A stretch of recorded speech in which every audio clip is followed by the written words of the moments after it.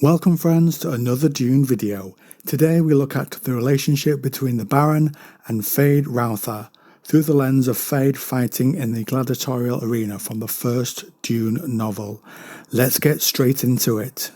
Feyd has recently killed his 100th slave gladiator in the Harkonnen family games. He is heir to the Harkonnen power and the Baron has declared a day of celebration. Feyd is grabbed by the Baron in a possessive way and introduced to the Fenrings. There on behalf of the Emperor, Feyd dips his head in courtesy. The Count compliments the Baron on his heir, but Feyd sees the Baron, does not agree, but says that he does. Feyd seems to be the best out of the Baron's options in terms of an heir. Feyd is attracted to Lady Fenring, comparing her to an imperial harem, which is perhaps a compliment from him at least. He says the kill in the arena will be for her. She says he does not carry her permission. He leaves to get ready to fight. Fenring says he has been chosen to see if the Baron has chosen a worthy heir. Feyd was emerging, the black glove and the long knife in his right hand, the white glove and the short knife in his left. White for poison, black for purity, the Lady Fenring said. Feyd enjoys the cheering of the crowd. Looking at the faces Feyd sees, they would enjoy seeing his blood as much as that of the slave gladiator he will fight, likely because the Harkonnens treat many on their planet so harshly. In this fight there is only the form of danger without its substance. He saluted the arena's three corners with his knives. Feyd notes his secret weapon is the pure blade that was poisoned. Feyd checks the body shield, provides the protection he needs. He dedicates the fight to his uncle and not the Lady Fenring. Silence descends, and Feyd faces the door to see who he fights. He thinks of Thufir's plan. Feyd knows a word that will immobilize his opponent's muscles, putting him out of danger. To the watchers, it would seem a slave had slipped in to try and kill the Ney Baron or heir. This would be pointed at the slave master, this mistake. Feyd watches to see what he can learn from the man as he emerges. They all gave clues to the person they faced when they emerged. I have another video exploring Thufir's Dune plotting if you want to know more about that. The man comes out. The slave's skin was orange from the drug given. Feyd knew this was just paint. He wears a semi-shield which only covers his left side. He held a knife and knew how to use it, Feyd saw. On his arm, scratched into his flesh, is a hawk. This man was one of Leto's fighters from Arrakis. Feyd wonders if Thufir's plan has further feints in it that don't include him. The plan is for him to come out a hero, killing the soldier man to man. Then the slave master, serving the Baron, is killed, and Feyd's man takes that place.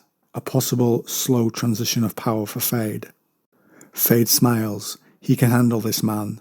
The slave taunts Feyd and then pounces. He fights as well as any man Feyd has ever seen. One cut nearly severs the tendons in his legs. One hook Feyd holds, buries in the soldier's flesh and won't come out without ripping tendons. Feyd enjoys the crowd's gasps. No one would help Feyd with this fight. The forms must be obeyed, in front of witnesses at least. I love that twist on Leto's words, very Harkonnen. The slave slashed away the barb in his flesh.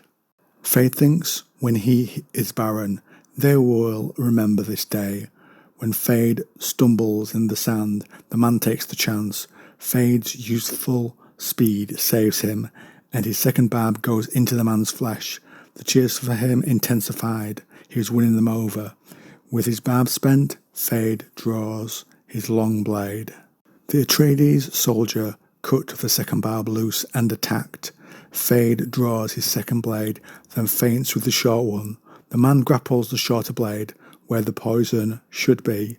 Their shields press, and a blue glow marks it. The soldier forces the short sword towards Feyd. Feyd strikes with the longer blade, but it hits the remains of the barb, a shield in the flesh. The short blade gets closer. Even an unpoisoned blade will end him. Feyd, in danger, says the word scum. This slackens the gladiator's muscles, and his blade slashes across his chest. Feyd sees the poison taking effect. The soldier's point wavered, and the man sits down, and then falls face down, away from Feyd.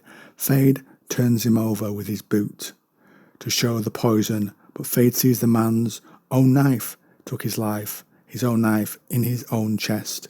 Feyd gives a little admiration to the man being able to do this. He also sees, as the book tells it, with the admiration came the realization that here was truly a thing to fear. That which makes a man superhuman is terrifying. The crowd cheers at his win. The Baron did not, but with the danger to Feyd, the Baron decides he will remove the slave master. It is usual to present the head, but Feyd says the man can be buried with the knives in his hands. He earned it. A nice gesture, but of course Feyd likely thinks he earned it because it furthered his plans with Thufir and not through some level of honour. The crowd likes this though. The Baron says he will throw a fate to show he shares their excitement. Again, a little hint at the Baron's dislike of Feyd, as an heir, or perhaps he has caught some sense of his plotting. The crowd is allowed through and lifts Feyd on their shoulders. And now, friends, I turn this over to you. Share your thoughts below.